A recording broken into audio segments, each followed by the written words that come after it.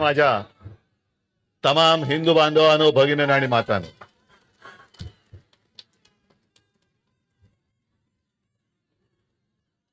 आजच्या शिबिराने आपलं काम केलेलं आहे बरोबर. कारण तुम्ही आता चौताळलेले आहात.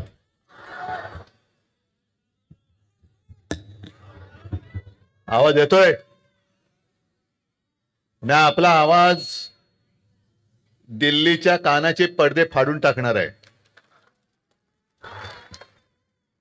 पहिल्या प्रथम मी दोन्ही राऊत बंधू संजय, सुनील, नंतर आपले रमेश आहेत, सुरेश आहेत आणि तुम्हा सर्व शिवसैनिकांना मनापासून धन्यवाद देतोय. दिशा कोणती कल्पना नाही, पण पाऊल पुढे टाकण्याची हिंमत तुम्ही दाखवलीत. आणि साहजिकच आहे, शिवसेना प्रमुखांच्या तालमीत आपण सगळे तयार झालो आहोत. शिवसेना प्रमुख नेहमी म्हणायचे, मी म्हणेन ती पूर्व.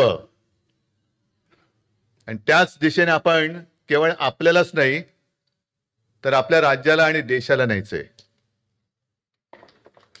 अनेक चांगले विषय आजच्या दिवसभराच्या शिबिरात झालेत आणि शिबिरे असंच असलं पाहिजे. प्रत्येकाला कळलं पाहिजे की मी काय करायचं. कारण जाहीर सभेतली भाषणं असतात, उत्साह असतो, जोश असतो, पण नेमकं करायचं काय हे सांगितलं गेलं पाहिजे. आणि त्याच्यावरती भरपूर मार्गदर्शन झालेलं आहे. तुम्हाला सगळ्यांना सुद्धा धन्यवाद देतोय.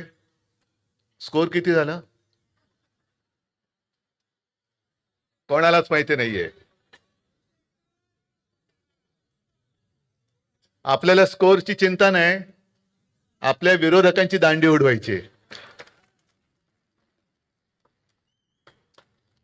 आणि ही मॅच म्हणजे सहज या मॅचच्या निमित्ताने आठवलं म्हणून बोलतोय, दुबईमध्ये सुरू आहे.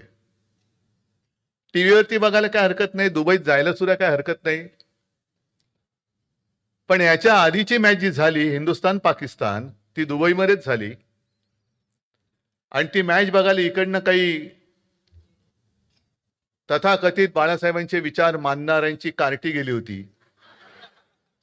निर्लज्जपणाने फोटो सुद्धा टाकलेले त्यांच्या इंस्टाग्रामवरती आहे.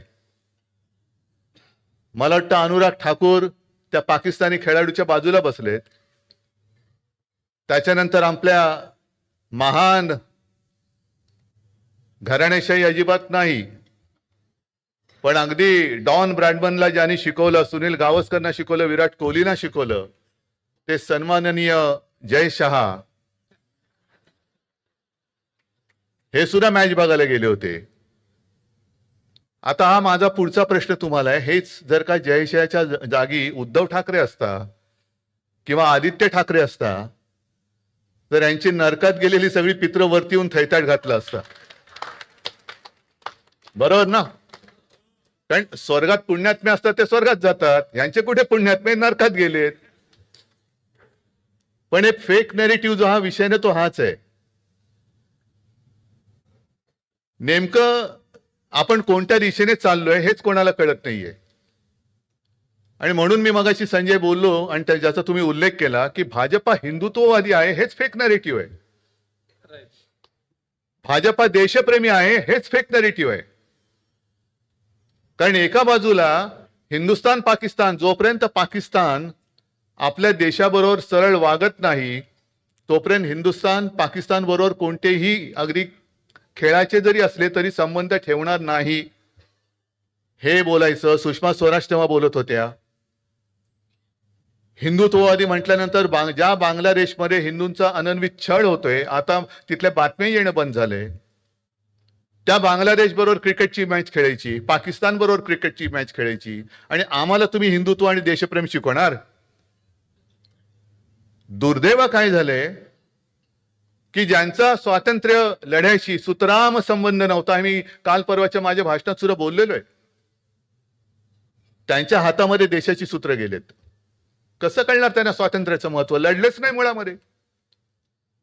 म्हणजे यांचं कसं, म्हणजे एक 4 दिवसापूर्वी संजय, सुनील, तो आपल्या कार्यकर्त्यांचा एक व्हिडिओ मला दिसला.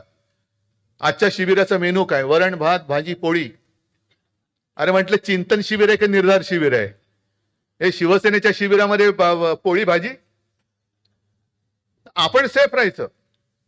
म्हणजे पु ल देशपांडेंनी जे काही लिहून ठेवलंय त्याच्यात एक मी वाचला तर पूर्ण काय आठवत नाही, पण त्यांनी असं सांगितलं की पूर्वीची जी काय मुंबई होती, पुलं मला वाटतं पार्ल्याला राहायचे आणि पार्ल्याच्या त्यावेळेच्या गल्ल्या, बैठे काही बंगले आणि कदाचित ते 62 सालचं वगैरे असेल युद्ध सुरू होतं आणि पुलंनी असं लिहिलंय की नाटकाची तालीम संपवून आम्ही एक 2-5 मित्र गप्पा मारत घरी परतत होतो. काळोख्या गल्ल्या होत्या आणि त्या काळोख्या गल्लीतनं अचानक एक आवाज आला, थांबा. बघितलं इकडे इकडे कोणच नाही. मग पुढचा प्रश्न आला, शत्रू की मित्र? तर आम्ही 1 सेकंद थांबलो आणि सांगितलं शत्रू. मग पुढचा आला एक 2 सेकंदांनी, ठीक आहे मग जा. तर म्हणाल ते कोण होते? हे तथाकथित काठ्या घेऊन गच्चीमध्ये देशाचं रक्षण करणारे तथाकथित हिंदुत्ववादी होते. म्हणजे कोण? RSS वाले. गच्चीतल्या गच्चीत काठे घेऊन बसतात. कापडे वाळत घालायला ठीक आहे हो. पाकिस्तानबरोबर युद्ध करताना स्वतःच्या गच्चीतनं लाठ्या काठ्या घेऊन देशाचं रक्षण आणि देशप्रेम शिकवणारी ही लोक आज देश चालवत आहेत. हे फेक नरेटिव्ह नाही तर दुसरं काय? मला काही जणांनी प्रश्न विचारला, काही म्हणजे कोण? हे गद्दार जाऊन तिकडे दाढी बुडवून आले आणि म्हणे उद्धव ठाकरे गेले नाहीत. अरे मी ठरवलं होतं, कारण काय बाकीचं सगळं ठीक आहे, पण आम्ही मोहनराव भागवतांचे फॉलोअर आहोत ना रे. आणि आपण ठरवलं होतं की नाही? मी तुम्हाला सांगितलं होतं की नाही की मोहन भागवत गेले रे गेले की आपण त्यांच्या पाठोपाठ जाऊन ते मारतील तिथे डुबकी मारायची. पण तेच नाही गेले तर मी कसं जाणार? मी नाही गेलो, तुम्ही कसे जाणार? स्वतः लोका सांगे ब्रह्मज्ञान, स्वतः कोरडे पाषाण, हे ठणठणीत, आणि लोकांना सांगते डुबक्या मारा. हे असं यांचं सगळं भाकड तत्वज्ञान आहे. ज्याप्रमाणे यांचा स्वातंत्र्य लढ्याशी, देशाच्या स्वातंत्र्य लढ्याशी काही संबंध नव्हता, तसाच यांचा संयुक्त महाराष्ट्राच्या लढ्याशी सुद्धा सुतराम संबंध नव्हता. आणि ही गोष्ट 400-500 वर्षापूर्वीची नाही, आत्ताच्या 60-65 वर्षापूर्वीची आहे. जे परवा येऊन गेले ना इकडे, अनाजी पंत जोशी घाटकोपरमध्ये बडबडून गेले की घाटकोपरची भाषा ही गुजराती आहे. अहो तुमच्या बापांनी नाही दिली आम्हाला मुंबई मराठी माणसांनी लढून बलिदान करून मिळवलेली आहे. त्याच्यामुळे आम्हाला शिकवायला जाऊ नका. त्यावेळेला संयुक्त महाराष्ट्र जागा वाटपावरनं फोडणारी ही अवलाद जनसंघाची, हिला ना मुंबईबद्दल, मराठी भाषेबद्दल काही प्रेम आहे, ना देशाबद्दल काही प्रेम आहे. आता अधिवेशन सुरू आहे. देवेंद्र फडणवीस काल परवाकडे बोलले, काय कशाचा काय संबंध? कामाला स्थगिती द्यायला मी काय उद्धव ठाकरे आहे का? अहो तुम्ही उद्धव ठाकरे होऊच शकत नाही. हेच तर तुमचं दुःख आहे. कारण नुसतं माझ्या राज्याचं नुकसान होऊन मालकाच्या मित्राच्या खिसे भरणाऱ्या कामांना नुसती स्थगिती नाही तर ठामपणे नकार दिला तिकडे उद्धव ठाकरे पाहिजे. ते देवेंद्र फडणवीस सारख्या येरागडबडचं काम नाही येते.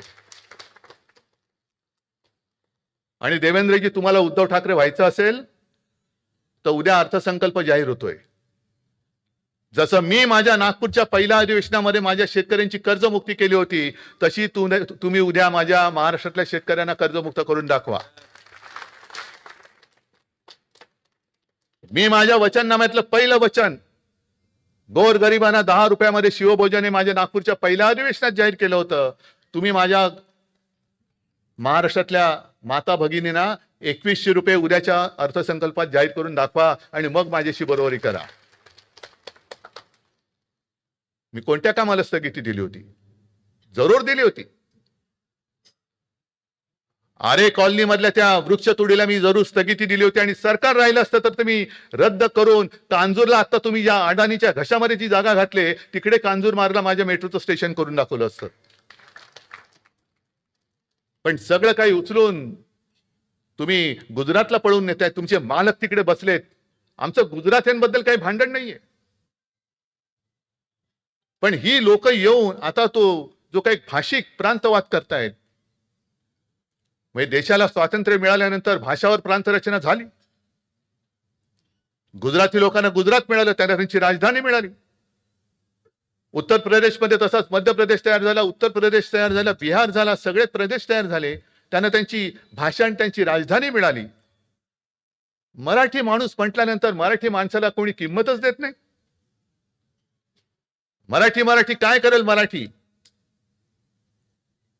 कारण हे असे गद्दार आहेत. मराठी माणूसच मराठी माणसाचा घात करतो. म्हणून ती जी काय खेकड्याची गोष्ट आहे की इतर सगळ्या माशांच्या टोपलीवरती कव्हर टाकतात, पण खेकड्याच्या टोपलीवरती नाही. का? कारण तेच एकमेकांचे पाय खेचतात. तसंच गत दुर्दैवाने आपली झालेली आहे. कधीतरी आपण ह्या आपली जी काय प्रवृत्ती आहे ती तोडून आपण सगळ्यांच्या पुढे जाऊ शकणार आहोत की नाही, हे या शिबिरात काय ठरवणार असाल तर तुम्ही निर्धार करा.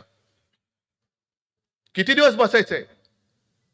हिंदुत्व हिंदुत्व आहेच ना. पण शिवसेना प्रमुखांनी जे सांगितलं होतं की मी महाराष्ट्रामध्ये मराठी आहे आणि देशामध्ये मी हिंदू आहे. असे मी गुजरातमध्ये गुजराती आहे पण देशामध्ये मी हिंदू आहे. बिहारमध्ये बिहारी आहे पण देशामध्ये मी हिंदू आहे. ही आमची हिंदुत्वाची व्याख्या आहे. आज संपूर्णपणे तुम्ही नासून टाकताय हिंदुत्व हिंदुत्व. जय श्रीराम. अहो जय श्रीराम आम्ही सुद्धा म्हणतो, पण आम्हाला भाजपा मुक्त राम पाहिजे. हा राम तुम्ही तुमचा त्याच्यावरती शिक्का उमटू शकत नाही. राम आमचा सुद्धा आहे. आणि म्हणूनच मी माझ्या शिवसेनेच्या वचननाम्यामध्ये जे वचन दिलं होतं पुन्हा मी करणारच. राज्य तर आपण आणणारच. हे असं तसं नाही मी सोडणार यांना. असं तसं सोडणार नाही. आपलं सरकार आल्यानंतर प्रत्येक जिल्ह्यात मी आपल्या दैवताचं छत्रपती शिवाजी महाराज यांचं मंदिर उभारून दाखवणार म्हणजे दाखवणारच. आम्ही जय श्रीराम बोलोच, पण त्यांना तुम्हाला सुद्धा भाजपवाल्यानो जय शिवराय जय शिवाजी जय भावानी बोलायला लावलंच पाहिजे आणि ते तुम्हाला आम्ही लावूच. जर तुम्हाला कोणी बोलला जय श्रीराम ठीक आहे, जय श्रीराम, पण जय शिवाजी जय भावानी पण बोल, तोपर्यंत त्याला सोडू नका. सोडू नका त्याला. तुम्ही आता आम्हाला दैवतावरून भांडणं लावायला निघालात. आजपर्यंत या मुंबईमध्ये जेवढी जेवढी संकट आली, नैसर्गिक आपत्ती असेल, अतिरेक्यांचा हल्ला असेल, स्वतःच्या प्राण्याची पर्वा न करता त्या संकटात उडी मारून जीव वाचवणारा माझा शिवसैनिक आहे. गोमूत्राची बाटली हलवणारा आरएसएसचा किंवा भाजपचा कार्यकर्ता नाहीये. हे जे शिवसेना प्रमुखांचं मगाशी भाषण दाखवलं ना, तेच आग आपल्या अंगामध्ये पाहिजे. का पाहिजे? परत शिवसेना प्रमुखांचं भाषण तुम्हाला दिलंय ना तुम्हाला त्यांनी. अरे संपूर्ण आयुष्य त्यांनी उधळून टाकलं आपल्यावरती. काय आपण आपल्याला त्यांनी जी काय जडणघडण केली ती काय अशीच नुसते काय मातीचे गोळे बनवायला नाही केली. जो महाराष्ट्र आपण म्हणतो दगडांचा देश, होय आम्ही आहोत, दगड आहोत. आणि माझे आजोबाजे बोलायचे की देव देव काय, शेंदूर फासला तर दगडाला शेंदूर फासला तर देव, नाही तर तो धोंडा आहे. आम्ही धोंडे आहोतच. जो कोणी आमच्या महाराष्ट्राच्या मुळावर येईल त्याचा कपाळ मोक्ष करण्याची ताकद आमच्या या सगळ्या मराठी मनामध्ये आहे. आणि मग अशा वेळेला त्या ज्या काय कवितेच्या ओळी आहेत, माझ्या मना बन दगड, दगड बनवून आपण यांना सामोरं गेलं पाहिजे. हे सगळे आपल्याला पिळवटून टाकतायत. अगदी म्हणजे त्यांची ज्या दिशेने वाटचाल सुरू आहे. आता संजय तुम्ही जे सांगितलं, जसं पुतिन जिंकला, हिटलर सुद्धा जिंकला होता. हिटलरचा जर का तुम्ही इतिहास पाहिला तर हिटलरला सुद्धा 90%, 95%, 97% मतं मिळाली होती. पुतिनला सुद्धा आता अलीकडच्या काळामध्ये बहुमत मिळालेलं आहे. आणि तसंच ह्यांना बहुमत मिळतंय. हे बहुमत खरं मत नाहीये. ही सगळी लांडी लबाडी करून मिळवलेली सत्ता आहे. जर कोणी अगदी आहेत ना, मी तुम्हाला मगाशी संबोधित करताना हिंदू बांधवांनो भगिनींनो आणि मातांनो म्हणालो, पण इकडे काही मुस्लिम असतील, काही ख्रिश्चन असतील, पण ते काय आपल्यासोबत आले ज्यांना आपलं हिंदुत्व मान्य आहे. कारण आपलं हिंदुत्व हे देशप्रेमाशी निगडीत आहे. ते ज्यांना मान्य आहे, तो मुस्लिम असला तरी आमचा आहे, मी जाहीर सांगतो. यांच्यासारखं माझं हिंदुत्व नाहीये की इकडे पाकिस्तानचा निषेध करायचा आणि तिकडे जाऊन दुबईमध्ये जाऊन हिंदुस्थान पाकिस्तानची क्रिकेट मॅच बघत बसायचं त्या पाकिस्तानी माणसाबरोबर. हे आमचं हिंदुत्व नाहीये. ही थेर मला बाळासाहेबांनी शिकवलेली नाहीयेत. एका बाजूला 56 इंचाची छाती हे सुद्धा फेक नॅरेटिव्ह, आणि तिकडे जाऊन नवाज शरीफच्या वाढदिवसाचा केक खाऊन यायचा. काय जर हिंदू म्हणून किंवा आमच्या महाराष्ट्रासाठी, मराठी माणसासाठी, देशासाठी जर मुस्लिम आमच्या सोबत येत असतील तर भाजपच्या पोटात का दुखावं? काल परवाकडे जे साहित्य संमेलन झालं त्याच्यामध्ये महाराष्ट्र गीत त्या शमीमा अख्तर ना, काश्मीरी मुस्लिम, तिने गायलं. आणि या भैयाजी जोशींसारख्या माणसाला कळणार नाही हे. संयुक्त महाराष्ट्राचा जो लढा पेटला होता त्याच्यामध्ये जे आघाडीवरती होते त्याच्यात एक होता शाहीर अमर शेख. होय, होता, जन्माने मुसलमान होता. आमच्या घरी यायचं, आम्ही अनेकदा सांगितलेलं आहे. शिवाजी पार्कला राहत होतो आम्ही, त्यावेळेला आजोबांकडे सगळी लोक यायची, कारण आजोबा माझे तेव्हा सेनापती सारखे लढत होते. शाहीर अमर शेख यायचे, सेनापती बापट यायचे, अनेक लोक मोठमोठी माणसं मी बघितलेली आहेत घरी येताना आलेली. आणि शाहीर अमर शेख आज सुद्धा मला आठवतात. पण याच शाहीर अमर शेखने ज्या वेळेला दिल्लीमध्ये मराठी माणसाने आंदोलन केलं होतं तेव्हा त्यांचा डब घेऊन सगळ्यात आघाडीवरती होता. जागा मराठा आम जमाना बदलेगा. जागा मराठा बोलणारा अमर शेख असेल जातीने, जन्माने मुसलमान असेल, पण तो आमचा होता, कारण तो संयुक्त महाराष्ट्रासाठी लढला होता. तो काही जनसंघीय नव्हता, शेपूट घालून बसलेला आणि सगळं मिळाल्यानंतर तोडफोड करून राज्य बळकवणारा तसा अमर शेख नव्हता. साबिर शेख सुद्धा होता ना, अमर शेखची आठवण करताना साबिर शेख होता. पण आमच्या सोबत जर का आले मुस्लिम तर वोट जिहाद. आणि मोहन भागवत मशिदीत जातात. उद्धव ठाकरे गेलेले नाही अजून, पण गेला तो परत त्यांची नरकातली सगळी पित्रवरती येतील. मोदी म्हणतात की लहान असताना त्यांच्या घरी ईद आजूबाजूला साजरा व्हायचा, सगळे मुस्लिम जे काय होते त्यांच्या घरनं जेवण यायचं. आता यांच्यासाठी खास बटाट्याची भाजी आणि पुरी बनवून द्यायची, त्याला आपण काय करायचं? असू शकेल ना, आपण कसं सांगणार? आणि मग ते ताजिया खालनं जायचे, तरी तुम्ही हिंदू. आणि केवळ मुसलमानांनी शिवसेनेला मत दिलं, उद्धव ठाकरेला मत दिलं, कारण करोना काळामध्ये आपण केलेलं काम. तर आम्ही लगेच हिंदुत्व सोडलं. हे जे काय फेक नॅरेटिव्ह आहे. आणि म्हणून मला अनेकदा जे बोलतात काही लोक की हिटलर हिटलर हिटलर आहे, साम्य बरंच आहे. हिटलरचं सुद्धा असं म्हणतात की 4 पातळीवरती त्याचं काम चालायचं. म्हणजे आता जे काय आपले प्रवक्ते वगैरे असतात ना, तेव्हा चॅनल वगैरे नव्हती, पण तेव्हा जे चालायचं, एक म्हणजे स्वतःची बाजू मांडणं, हे का काही प्रवक्त्यांचं काम. दुसऱ्यावरती आरोप करणं. तिसरं विरोधकांनी केलेल्या आरोपांना उत्तर देणं. आणि चौथं ते म्हणजे फक्त अफवा पसरवणं. आहे साम्य दिसते की नाही? आता जे काय यांचं चाललेलं आहे ह्याच्यामध्ये आणि त्याच्यामध्ये साम्य दिसते की नाही दिसत? आणि अशा यांच्यामध्ये आपण त्यांना केवळ आणि केवळ आपल्याला भुलवण्यासाठी जय श्रीराम म्हटलं म्हणून लगेच हिंदुत्ववादी म्हणून सगळं आयुष्य त्यांच्या चरणी वाहून टाकायचं. आज हे करू तर काहीच शकत नाहीयेत. आज मुंबईला जे खतम करायला निघालेत, मुंबईचं महत्व मारायला निघालेत, महाराष्ट्राची अस्मिता तुडवतायत पायदळी. आणि हाच धोका आहे. 1 नेशन 1 इलेक्शन, यांना सगळं 1-1-1 एकाधिकारशाही पाहिजे. सगळे एक. आपल्याला सुद्धा बरं वाटलेलं आधी, एक विधान एक निशान एक प्रधान, हो बाबा पाहिजे, बरोबर. पण विधान म्हणजे यांचं जे काय होतं बुरसटलेल्या हिंदुत्वाचे विचार, ते आम्हाला मान्य नाही. डॉक्टर बाबासाहेब आंबेडकरांनी लिहिलेलं संविधान तेच आम्ही मानणार. एक निशाण म्हणजे तुमचं फडकं नव्हे, तर आमचा डौलाने फडकणारा तिरंगा हे आमचं निशाण आहे. आणि एक प्रधान म्हणजे ईव्हीएम आणि बोगस मतदारांनी निवडून आलेलं नाही, तर लोकशाहीच्या माध्यमातून निवडून आलेला आमचा पंतप्रधान हे आम्हाला मान्य आहे. आणि तसंच ते आता जसं कमल हसन म्हणाला की यांना इंडिया नाही हिंदिया करायचंय, हे परत तिकडे मारामाऱ्या लावायच्या. आणि हे जेव्हा मी वाचलं तेव्हा माझ्याकडे रोज कोण ना कोणतरी येत असतं.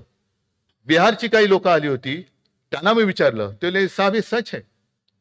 जसं आपल्याकडे या काही भाषा आहेत, कोकणी आहे, अहिराणी भाषा, आणखीन कुठली भाषा, प्रत्येक विभागाची एक एक वेगळी भाषा आहे, तशा बिहारच्या काही भाषा या तर लुप्त झाल्या आणि तिकडे हिंदी जोरामध्ये आली.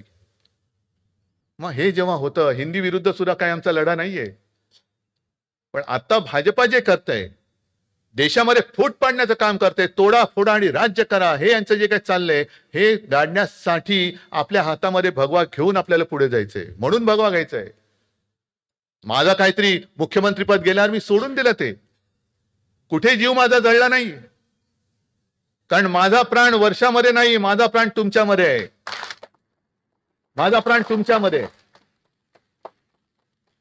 जेव्हा एखादा शिवसैनिक, मला वर्षा सोडताना यातना नाही झाल्या, पण जेव्हा माझा कडवट शिवसैनिक दुर्दैवानं आपल्यातनं जातो आणि काही वेळेला गैरसमजातून जातो, तेव्हा ज्या यातना होतात, इंगळ्या डसतात ना, हे दुःख मी केवळ दाखवू शकत नाही म्हणून मला काय आनंद होतो अशातला भाग नाहीये. पण मला नेमकं ते कळत नाही की अरे तुम्हाला कळते का, तुम्ही कोणाच्या हुजरेगिरी करताय, कोणाच्या पालख्या वाहताय. इतकी वर्ष ज्यांना आपण डोक्यावरती घेऊन दिल्ली दाखवली, दिल्लीत बसल्यानंतर ताबडतोब त्याच वर्षी 2014ला लोकसभा जिंकली त्यांनी आणि विधानसभेमध्ये युती तोडली, तेव्हा आपण हिंदू होतो की नव्हतो. मग काय केलं होतं आपण असं पाप. एकनाथ खडसेंनी सांगितलेलं आहे की तेव्हा त्यांच्यावरती जबाबदारी दिली होती की आता ही युती तोडा, म्हणजे गरज सरो वैद्य मरो. त्याच्यानंतर पुन्हा आपण त्यांच्या बरोबर गेलो का, कारण हिंदुत्व. मग 19 साली पुन्हा ते अमित शहा वगैरे घरी आले, त्याच्यानंतर पुन्हा धोकाधडी झाली, त्याच्यानंतर 2.5 वर्षांनी आपलं गद्दारी करून सरकार पाडलं. पण आज सुद्धा तुमच्यासारखे अनेक कट्टर कडवट शिवसैनिक, मी काय दिलंय तुम्हाला, काही देऊ शकत नाही. आज माझ्याकडे काय आहे हे तुम्हाला माहितीये, मलाही माहितीये की मी काही देऊ शकत नाही. उद्याचं उद्या, पण आता तरी हातात काय आहे, काहीच नाहीये माझ्या हातामध्ये. तरी सुद्धा तुम्ही माझ्यासोबत राहिलात, तरी सुद्धा सोबत राहिलात. आणि केवळ हे माझं काही कौतुक नाहीये, हे हिंदू हृदय सम्राट शिवसेना प्रमुखांनी जे काही त्यांची पुण्याई उभी केलेली आहे, त्याचं हे सगळं चित्र आहे. मी कोण आहे, मी कोणीच नाहीये. आणि म्हणून मी अभिमानाने पुढे चाललेलो आहे.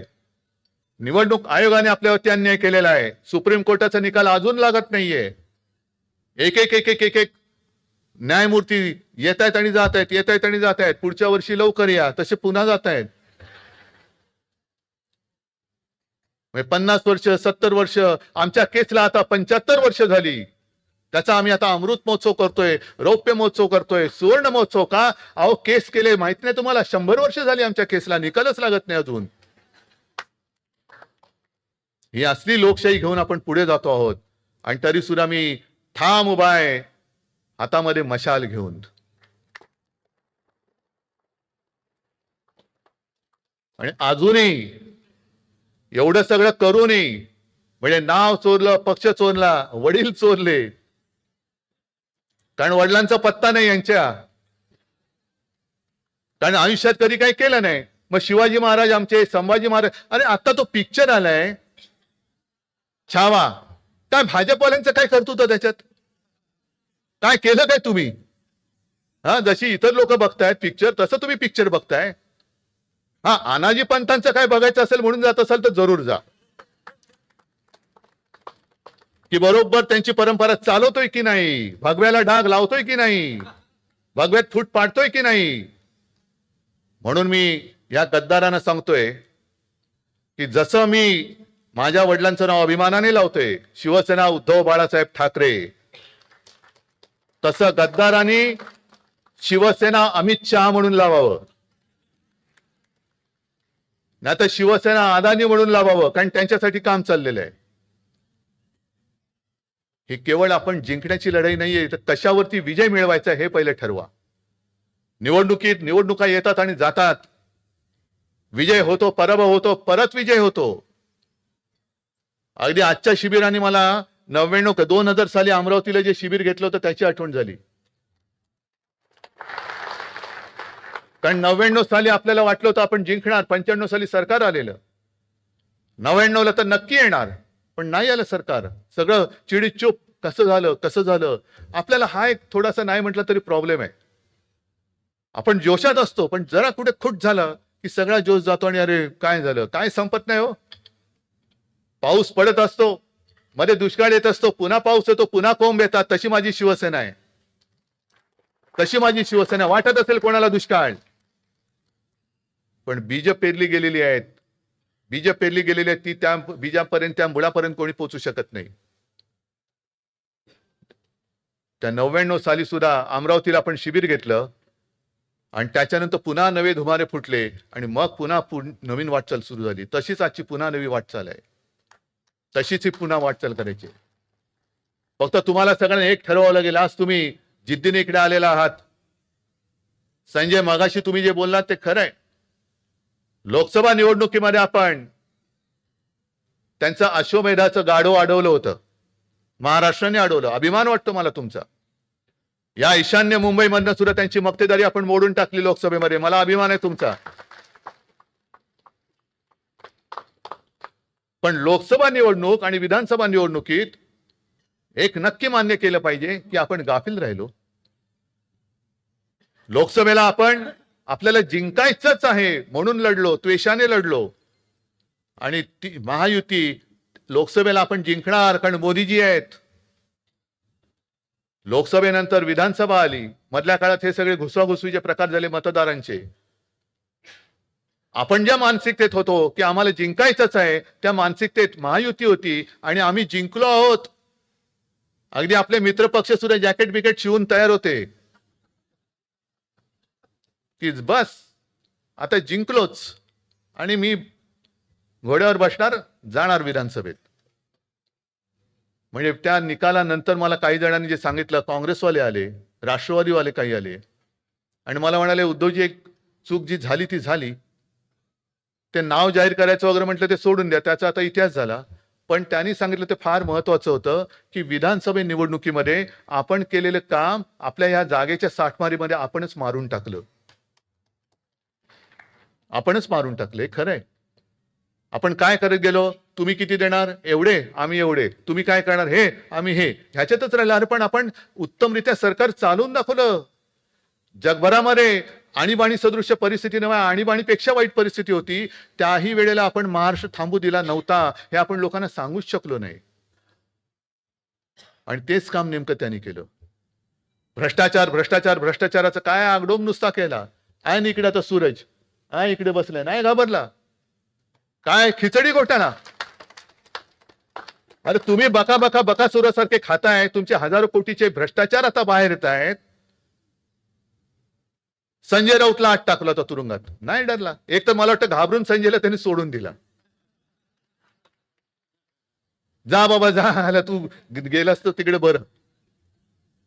काही गेले शेपट्या घालून, पण त्या सगळ्यांना तिकडे घेऊन जणू काही गंगा स्नान घातलं तसं भाजपा स्नान घातलं त्यांनी आणि पवित्र करून टाकलं. अजितदादांनी घेतले 70,000 कोटी, ह्याना गेले एवढे हजार कोटी. हे घोटाळे कितीचे. प्रफुल्ल पटेलला धुवून स्वच्छ केला. म्हणजे हे सगळे घोटाळेच्या घोटाळे हे आता तुम्हाला लोकांना सांगण्याची गरज आहे. आपण गाफील होऊन नाही चालणार. आपण केलेली कामं, मुंबईमध्ये केलेली कामं मी अभिमानाने सांगेन. जसं 2012 साली आपण फक्त 2 शब्दावरती मुंबई जिंकली होती, करून दाखवलं. आता 2017ला पण तेच केलं. आणि हा जो कोस्टल रोड आहे, देवेंद्र फडणवीसना म्हणावं, हे तुमचं नाहीये, हे कर्तृत्व माझ्या शिवसेनेचं आहे. त्याचं भूमिपूजन मी केलेलं आहे.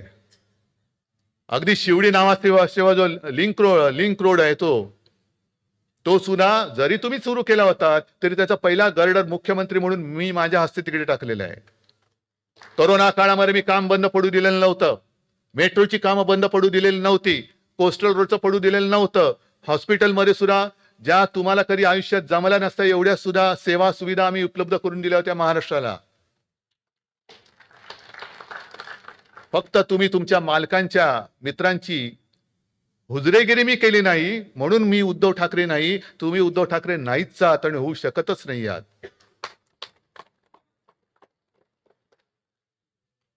ही लढाई ही पक्षाची लढाई नाहीये, ही लढाई ही राजकीय लढाई नाहीये, ही लढाई आपल्या मातृभाषेच्या आणि माझ्या महाराष्ट्राच्या अस्मितेची आणि महाराष्ट्र धर्माच्या अस्तित्वाची लढाई आहे.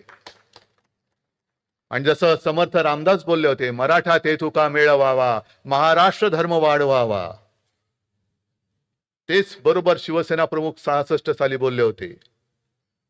96 कोळी 92 कोळी, मराठा मराठेतर आहे ना ती सुरुवात, मराठा मराठेतर, 96 कोळी 92 कोळी, ब्राह्मण ब्राह्मणेतर, स्पृश्य अस्पृश्य, घाटी कोकणी, हे सर्व भेदाभेद गाडून मराठी माणसाची भक्कम एकजूट बांधा. आणि एकजूट बांधल्यानंतर निर्धार तर तुम्ही केलेलाच आहात, केलाय ना. मला तुमच्याकडनं एक शपथ पाहिजे.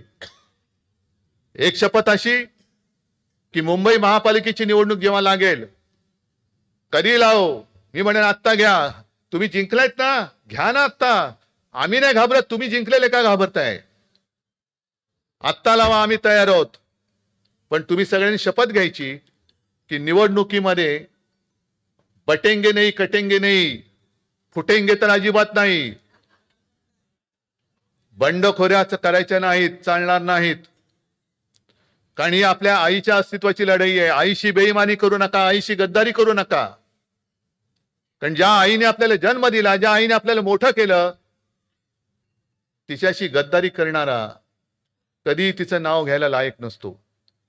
म्हणून आज जसा तुम्ही लढण्याचा निर्धार केलाय, तसं आज जसं एकजुटीने इकडे आलेला आहात, निवडणुकीत सुद्धा एकजुटीने आपण पक्ष म्हणून, संघटना म्हणून, देईल तो उमेदवार मी निवडून आणल्याशिवाय राहणार नाही, हा एक निर्धार करा आणि कामाला लागा. जय हिंद, जय महाराष्ट्र. धन्यवाद.